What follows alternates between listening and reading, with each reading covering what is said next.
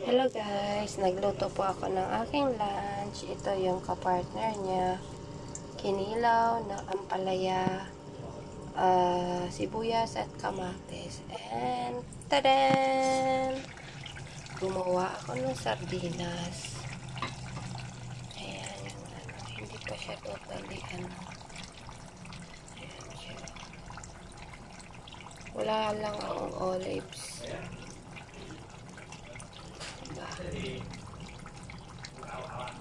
Kaya gawa kong sardinas siya. Sana masarap. Pero last time gumawa ako, ang sarap as in, promise. Ayan siya.